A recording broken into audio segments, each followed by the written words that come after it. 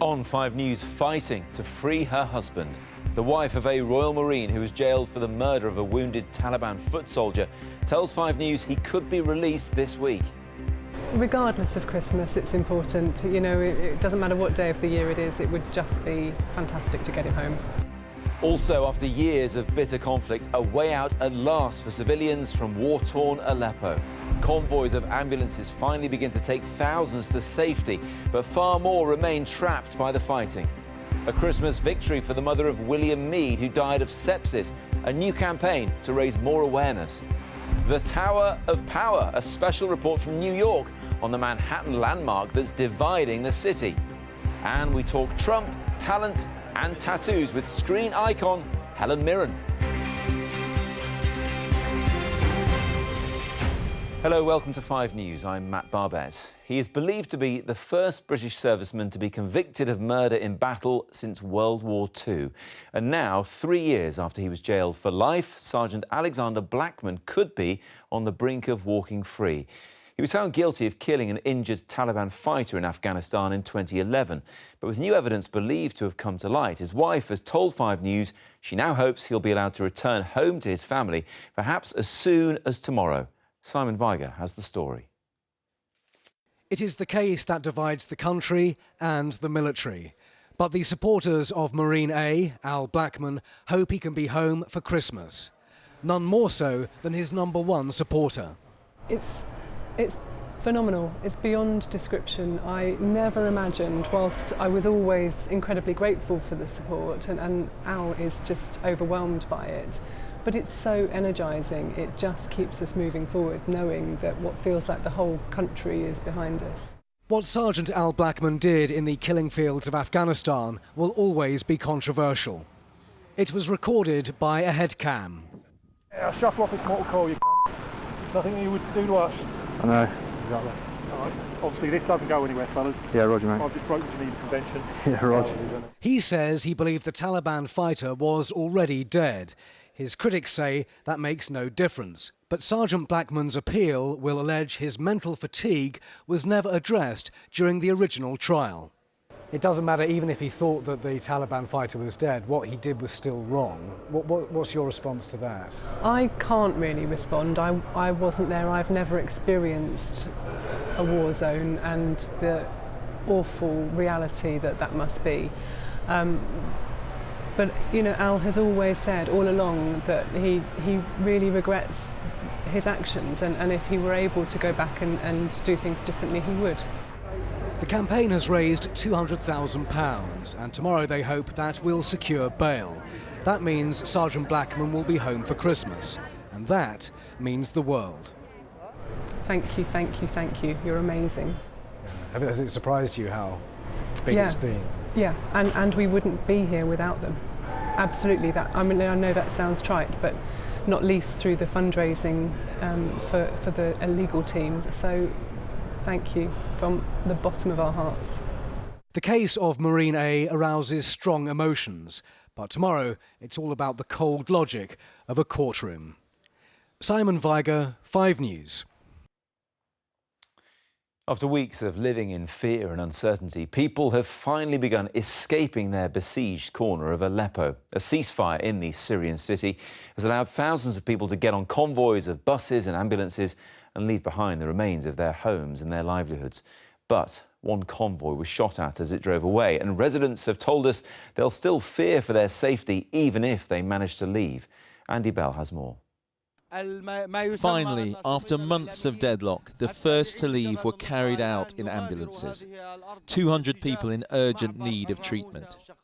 The green buses carried the rest, thousands who could now get out of eastern Aleppo with the ceasefire holding. The Syrian government is hailing this as a victory over terrorism. There's no mention of any civilian casualties.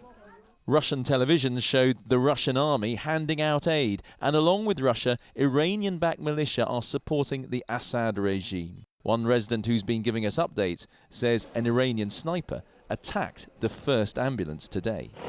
4 people were injured, and one white helmet member is in a very bad condition.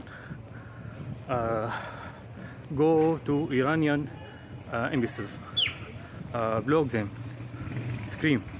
The Red Cross and the Red Crescent are organising the evacuation to other rebel-held areas. Some have recorded final memories of the place they once called home. This is whole buildings turned into rubble, and this is Al-Quds Hospital behind me, which was being destroyed by Russia a couple months ago.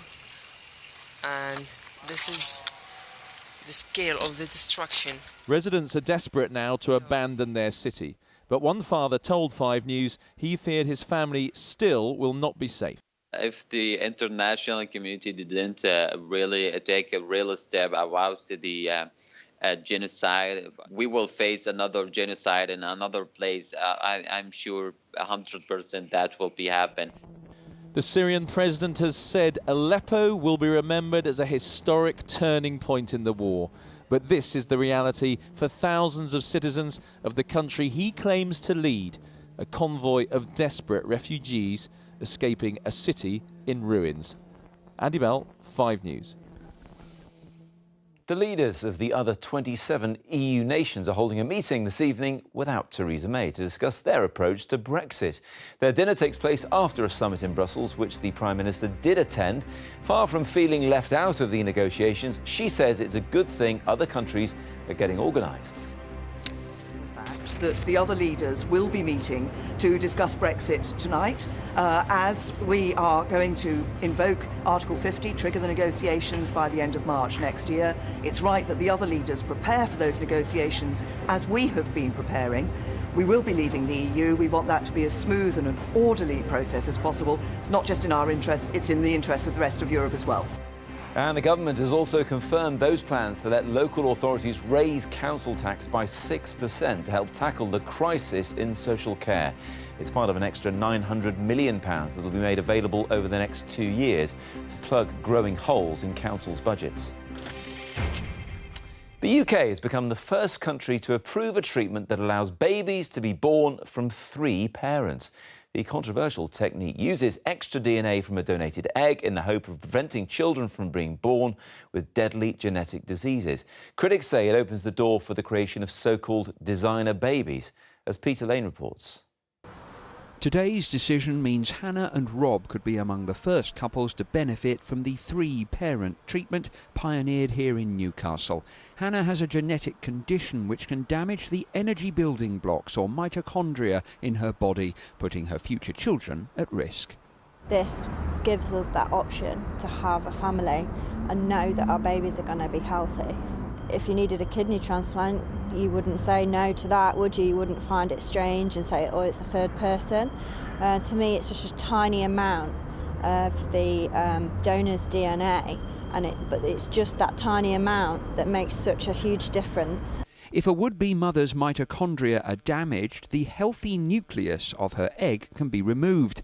It's placed into a donor egg from another woman. That egg is then fertilised with the father's sperm, which means baby has nuclear DNA from mum and dad and a tiny amount of mitochondrial DNA from the woman who donated the egg.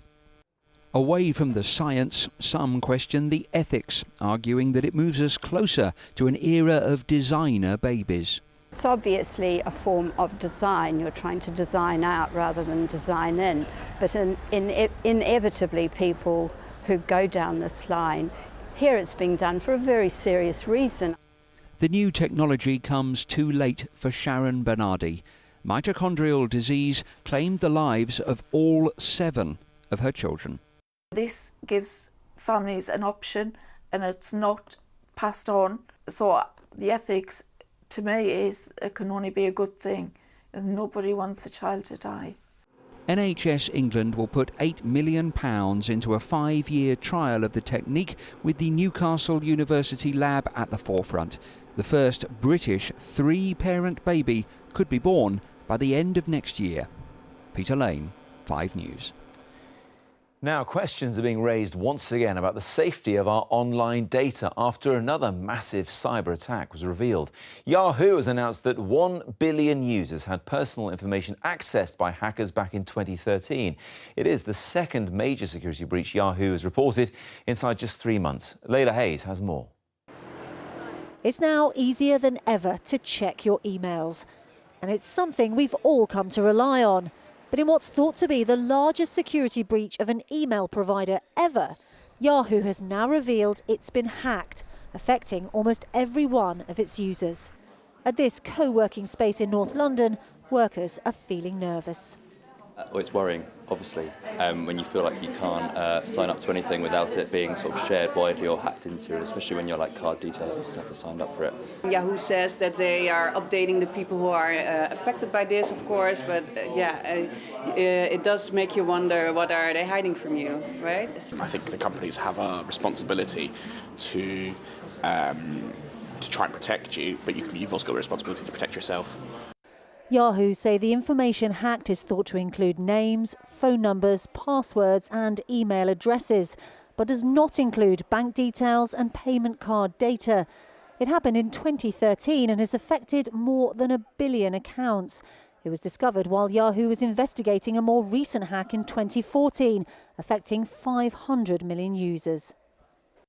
This cybersecurity expert says we all need to be more cautious online.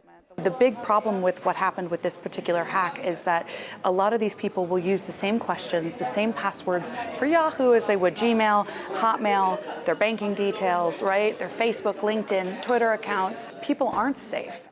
Yahoo is now warning users to take extra precautions. The advice is simple. Check your accounts for any unusual activity. Don't click on any links that look suspicious and change your passwords to something that isn't obvious. Experts say if Yahoo can be hacked, then so can any email provider. And that will be little consolation for the millions of us who go online. Layla Hayes, 5 News. Still to come on 5 News. The bereaved mum who's campaigned to stop sepsis claiming more lives says her son didn't die in vain. Parents know their children the best, and I think if they have any slight concern, any worry at all, it's just to pick up the phone, it's to go to A&E to ask, could this be sepsis? And we're in New York as Trump Tower rivals the White House as the centre of American power. We'll see you after the break.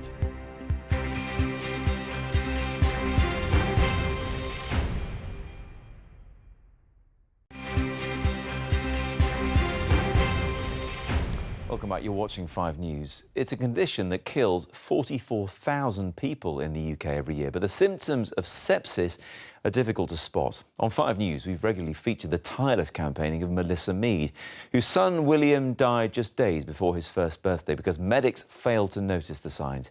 Well, today, her determination has really paid off with the launch of a new national campaign. Ruth Liptrot has been to talk to her. When William Mead died from sepsis 2 years ago, his mum Melissa had never even heard of it.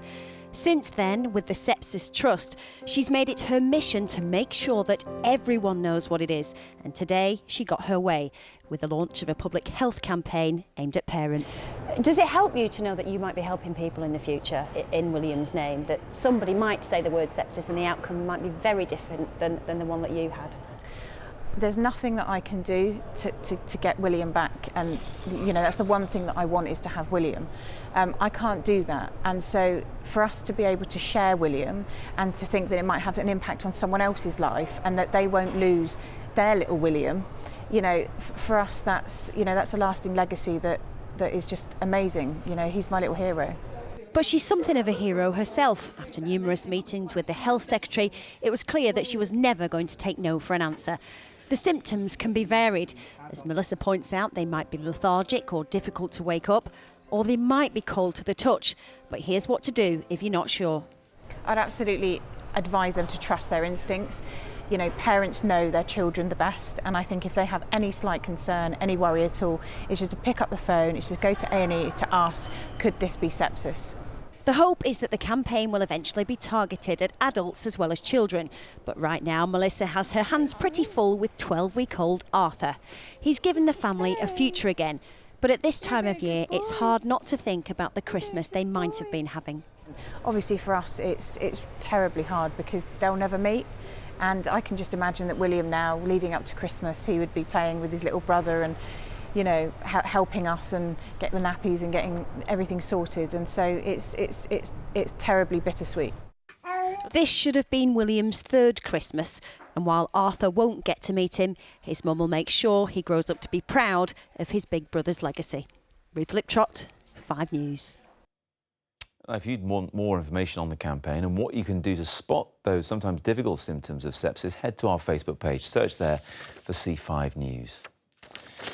Next, a paedophile police chief who was convicted after evading justice for 30 years has died. Former Superintendent Gordon Anglesey was jailed last month for indecently assaulting boys in North Wales in the 1980s. He died in prison hospital this morning, less than 2 months into his 12-year sentence. And hopes of an end to the dispute that's caused misery for hundreds of thousands of Southern Rail passengers have been dashed. Talks between the company and union bosses ended today without any agreement. Staff are planning to walk out again tomorrow in their row about the role of train guards. He's not officially president for another month, but ever since he won the election, Donald Trump appears to have been making the most of his newfound status. Trump Tower in New York has played host to an assortment of VIPs, from Nigel Farage to Kanye West. So, for his final report from America, Julian Drucker also paid a visit to see what the fuss is all about.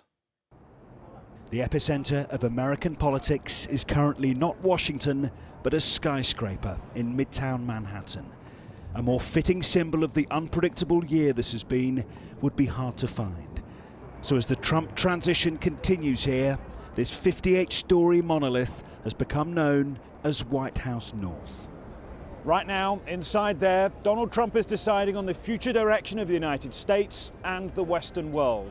But with all the police and security needed here to protect him, this once busy area is grinding to a halt. He famously vowed to drain the swamp. Instead, there are fears Mr. Trump may drain resources, as up to 150 armed officers at a time have been deployed here, diverting crucial manpower from other parts of New York City. They're providing protection for a president-elect and the big-name guests who drop in, like Kanye West and Bill Gates. And in the last 24 hours, he's hosted America's biggest technology execs.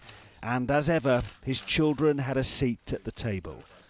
But it all means one of the world's most iconic shopping streets is being upstaged.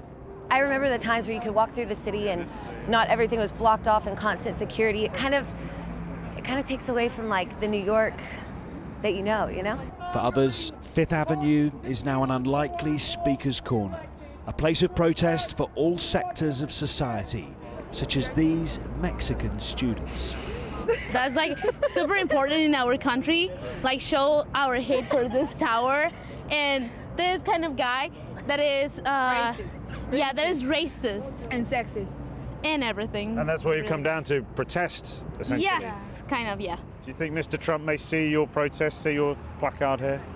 I hope so. I wish. I mean, I don't know what power I have except to express my concerns. The media circus has been camped out here for weeks. But one seasoned Trump watcher told me he believes the new president will barely be here after January. I don't know how you meet with Congress. I don't know how you pass bills and things like that if you are jetting back and forth. If it's a holiday and he wants to come back here for a weekend or something like that, maybe that's conceivably possible. But otherwise, it's going to put a lot of pressure on New York, going to put a lot of pressure on Secret Service that are tailing him everywhere that he goes, and taxpayers sort of having to figure out that they are essentially giving some of their money to this cause. Inside and outside this tower of power, a Trump presidency already looks and feels so unusual. And this is only the beginning. Let's have a word with Julian in New York now. Julian, we saw Donald Trump's children in that board meeting there. Their inclusion in his decision-making is causing quite a bit of controversy. Having those other people with the surname Trump inside those key meetings is raising serious questions. Now, in business, the Trumps often operate as a family unit. In politics, it's the same. So what happens next? Well, Mr. Trump has said he'll give some of those business interests, all of them, to his children, but critics say it simply highlights the potential for future conflicts of interest. Now, of all the high-profile people who've been in there, only one prominent Brit so far, Nigel Farage, last month, of course. The former UKIP leader is in New York this evening. No meeting on the cards, though. He says he's too busy and is not expecting an invitation this time.